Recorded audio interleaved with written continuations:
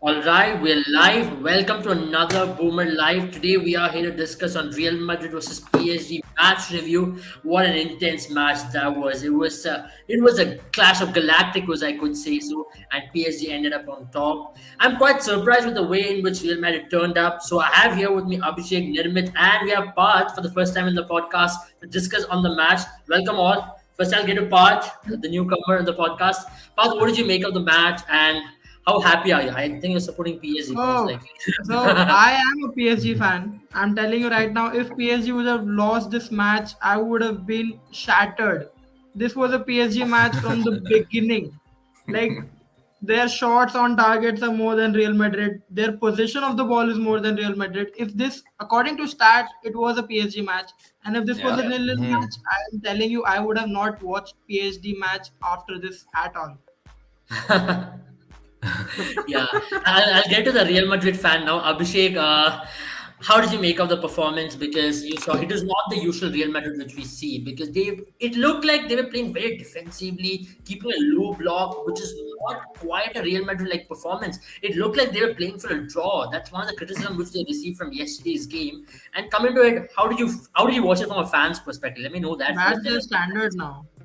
yeah. Sad, dude. It was very sad. They choked. Bottom line is they choked big time. And if you like, this is the beauty of the Champions League. It's like a lottery. You play well in the league. You're the league leaders. You're consistent in the league. And come the Champions League, one match you poorly play and it's gone. It's like down the water. Real Madrid were actually lucky to escape with just one goal. That too, Yeah. conceded in the very last second of the match. Hmm. And there are a lot of Real Madrid were very, very extremely poor attacking wise and defensively also. They got lucky because Courtois is in one red hot form right now. He's the only saving grace for Real Madrid right now, at least in that match, I would say. Yeah. Like Parth said, Madrid just had one shot on target, two total shots, one corner throughout the match. Like it was a stark difference of attacking football for a team who is known to who is known to excel attacking wise, just choked, and for a team who's been struggling even in their own leagues, to find the right team balance to to bring out that performance against a 13-time Champions League winner is like something else. That is only something like that can only happen in a competition like the Champions League. So as a Real Madrid fan, it was disappointing, disappointed. But I'm also Yeah. happy that Should be. we just came out from a with just one goal consider just one goal. So it's not We that got bad. lucky, I feel. Lucky, yeah, we Yeah. got lucky, but it's okay. I'll take that luck. Yeah, I mean, you one have to goal, you have I to think Real Madrid can still take it. I think, going to Santiago Bernabeu with a one goal lead is still a thin line, I would say so, because you know what Real Madrid Yeah. can possibly do in Santiago Bernabeu. And my question, Nirmit, is exactly this because he pointed out like Real Madrid was a jaded side on the pitch. Don't you think it is the stubbornness of Carlo Ancelotti to continue with the same squad for a longer duration, which has actually taken a toll on players? Because you see, I call him Trimurti because Yeah. Casemiro, Modric, and Cruz are Cruz. always great. Hmm. Yeah, it's like a constant thing with Ancelotti. Whenever he's in trouble, he dials these three, and they are always in the pitch. And don't you think it's actually taken also a toll on them because they even played that match in King Fahd Stadium for the Super Cup, Hmm. which I thought was totally inconsequential. And now coming to this UCL game, they looked very jaded, and Modric was totally not in the game at all. Casemiro was going behind Messi, trying to get himself booked more often than not. Hmm. Same thing with the attackers as well. Vinicius was completely marked behind him. Completely out. And Nuno Mendes Yup. was class. Yeah. Carlo is So actually very weak right now. hmm. He because he's Carlo. playing these Hmm. three Murti since a long time. He's lucky that the players have not been injured yet because they're prone to injury if you Yeah. play games. It's not like training; you're playing an actual game. That You should that do is the this. issue. That is the actual issue. Carlo is worried about the fitness. Even like he does not want injuries to hit his squad because there is like kind of like a competition still going on for the La Liga is there as well, and I think like Real Madrid were not in the greatest of forms. Like when the draws were made, they were in a pretty decent form, but compared to them right now, like they are not playing that well, and so better call Trimurti. when the chips, when you want someone to go on and get a result away from home, uh, you need experience, you need players, especially in the midfield, who can control the game, which, like, uh, for those who have watched the match, they know Modric was out of the game. Casemiro was like the huffing and puffing, but he was not able to completely control, or control Messi, which was, I think, his job, designated by Carlo. And so all those, the three midfielders of Real Madrid who were supposed to control the game were not there. They were not, like, they were inconsequential. I think Benzema barely had a touch in the first half, and Yeah, yeah. and and and uh, and the Real Madrid as a whole, the team, they had only two touches in the PSG box, Mm-hmm. in the entirety of the first half, Yeah. Yeah, which but, like, you don't expect that kind of a stat coming from a Real Madrid team.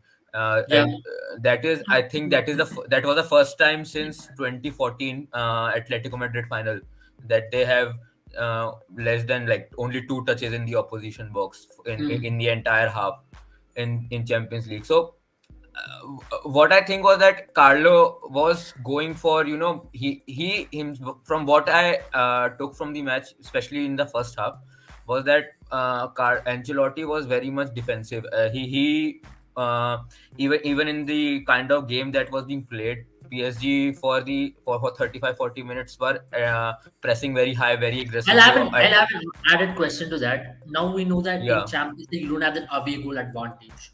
How much of that Mhm. is a factor in teams trying to play defensive in away matches and trying not to concede and trying to say that we'll get once the team comes back home, we'll score and get past it. Not even trying to score one goal. Before teams should try to score at least one goal, get that added goal advantage. 1-1 means now Hmm. Real Madrid will be on top. But now even if Yeah. it's 1-1, the match will be decided in the second leg and probably in the extra Yep. time or wherever it goes. So how much of that is a factor?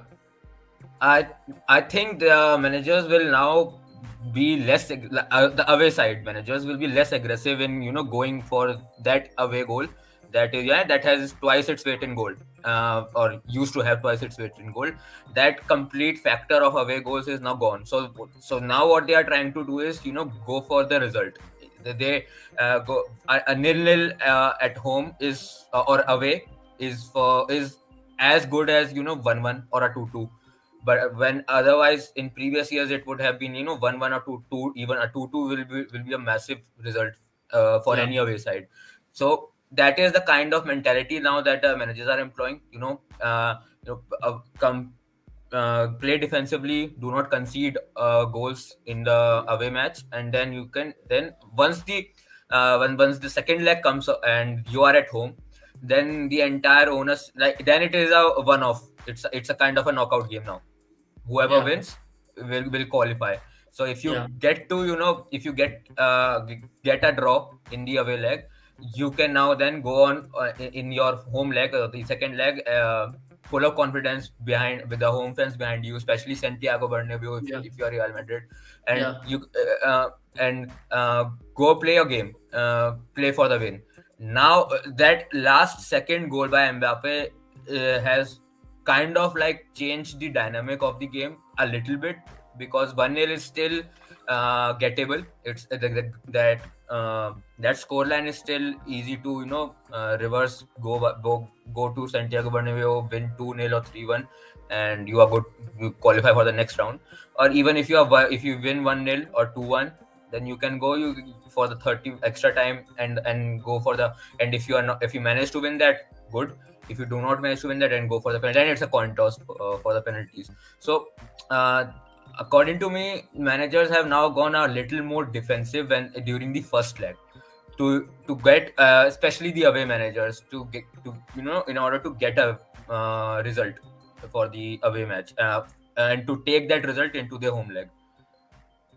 Now talking about the penalty, Messi, my God. My question was You exactly that. I was getting to that Mhm. as to the penalty, especially as a PSG fan. How much would you take that as a big loss? Because 2-0 advantage is definitely bigger than a 1-0 advantage. 2-0 going to Santiago Bernabeu would have actually had its weight, in goal. Now you always know that 1-0. If you're going to consider the early stages in the second leg, it's always going to be the pressure on PSG, and the momentum is going to be with Real Madrid, because comeback the teams which are always making comeback have the momentum on their side. So, Path, getting to that question, how did you feel when the penalty was Yes, missed, I and mean, maybe Messi's performance, because he had a very good game overall, just barring the penalty. Messi, the kind of player that he is, any game that you put him into, he always has a good game. But only when in terms of things like this, when it actually matters, is the question for a real player. Uh, we all know that he can handle pressure. It's not that the penalty that he took was not good, but Courtois already knew which side he was going on, and that just gave him an added advantage to just save the penalty and at least save that embarrassment of 2-0 for Real Madrid. I feel if Messi would have scored that goal around of 16, it would have been really really difficult for Real Madrid to come past that, even Hmm. like, because the morale really goes down. Coming into You such know, a match, it's, going on the defensive, you don't hmm. know, you come in to the pitch thinking we are the most attacking field on the pitch today, and just being on the defensive for the 90 minutes of the match is really disgraceful. Right. Goals change matches now, right? Hmm. So had Messi scored that penalty, it would have been 1-0 at around 60 minutes or 30 Yeah. minutes to go, and PSG on top, and Real Madrid would then have to go for that equalizer, which would have left spaces open Yeah. Yeah. for Definitely. PSG to counter with the Yeah. kind of pace that Mbappe has, and even Di Maria. Neymar on the bench, Neymar he also came came on in. later. Yeah. Yeah. Yeah, so those that kind of the dynamics of the match changes. The goals change matches. If had Yeah. Messi scored, this could have been by the like we could have been talking about a 2-0 or a 3-0 or even a 3-1 3-0, Hmm. that kind of a Hmm. scoreline as well. Hmm. So that's the only issue with that penalty miss, because you can have a very good match, but if you do not score the goal, and you can now the second you can get punished in the second leg for that penalty Hmm. miss. That Yeah. penalty miss Right. is a huge movement in the context of the entire tie. Yeah, right. Now, Abhishek, coming to you, the last question of the day as well. Now, going into the second leg, what kind of changes would you want Real Madrid to do? And especially giving rest to some of their main players in the league series, because you know that they have 4 points lead from Sevilla, 13 points clear of Barcelona. So, going to a Champions League knockout round of 16 second leg, now you've got almost 3 weeks on your hand to actually prepare, give rest to players. You can recoup, come really fresh for that big game on hand. So, you would really like to see Ancelotti give rest to some of their key midfielders, likes of Modric, Kroos, Casemiro, because they are on the wrong side of 30s now. And also Benzema, probably he can give him a rest and probably deploy Jovic for some of the games as well, isn't it? No, that's true. Like, I feel that just does not trust anyone else apart from, Benzema up front. Because he's all, for most of the season, whenever Jovic has played, he's proven himself. But despite that, I feel like, he does not want to play anyone apart from the proven ones on the field. Like, that stubbornness I feel, will prove to be very costly in the league, because the league is still very close, and you still have what, Hmm. 20, 24, 12, 14 more games to go, I think. Yeah, Sevilla 14 are more four games to points go, and behind. you're That's just it. and Real Madrid is just Yup. leading by 4 points Four points. from 4 points. That Hmm. is very close. That is Hmm. extremely close. And with Barcelona also improving their form, and Madrid also facing them in March, in La Liga, that is you can't expect Madrid with the current form to carry forward going into these big games with the current players that they have right now. I feel what you said was true, because the squad rotation balance has to be found over there. Ancelotti has to trust his players. That's the job of a manager, and he's also he's I feel he's making the same mistakes that he did in his first tenure with Madrid. Yeah. Just, over depending on the proven players, and not rotating Yeah. with the squad that much.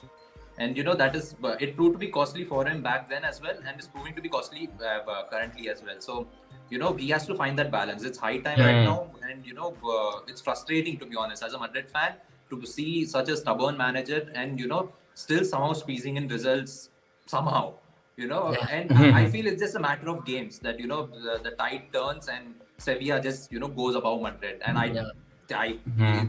I don't want that to happen. Yeah, it's going to be a shame. Like, imagine the amount of shame and insults That would be from, massive. especially That from would be massive. Barcelona Now fans. Madrid is knocked out of CDR, La Liga if they are Exactly. Hmm. gone, Yeah. and Champions League they're 1-0 down. So it could be a horrifying season from where it actually began. So it could Exactly. be Yeah. Yeah. Yeah. That is a topsy very turvy hard one. thought to process right now. Yeah. Absolutely, I absolutely. yeah, personally, I think that he for the like even in the first leg as well as for the second leg, given how the first leg went for Real Madrid, they, for example, in when I saw the match out of possession, they were in a 4-1-4-1 formation with Casemiro, taking that Hmm. hold position to track Messi, which this gave them no outlet to for the attacking. The only Benzema was out there, and Yeah. their passes were getting caught, intercepted in the middle of the pitch, so by the PSG midfielder. So I think that what Carlos can do is drop one of those midfielders, go for a flat 4-4-2 with Benzema and Jovic up top. That can help. That gives an added outlet once when you are playing out of defense, or when you're defending from the back. Someone, because Mbappe will play, and Yeah. in order to counter Mbappe, Carlo, as we saw in the first leg as well, Hmm. that he will drop deep. The defense will be holding a deep line, so you can't expect them to push forward again. So then, Right. what is the outlet ball? Benzema, only one up front against Kimpembe and Marquinhos. Those two is difficult, but if you add Yeah. up a Jovic there up front, it gives another dimension into their outlet, attacking outlet. Absolutely.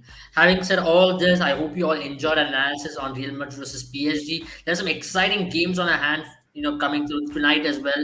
So Inter Milan take on Liverpool. We'll be coming with more of these analysis on different games. Stay tuned. Follow us on Instagram. Subscribe our YouTube channel and play our fantasy content. Don't forget to play tonight's fantasy contest of UCL on our app, which is Boomer 11, and stand a chance with some exciting prizes as well. Take care and stay safe, all.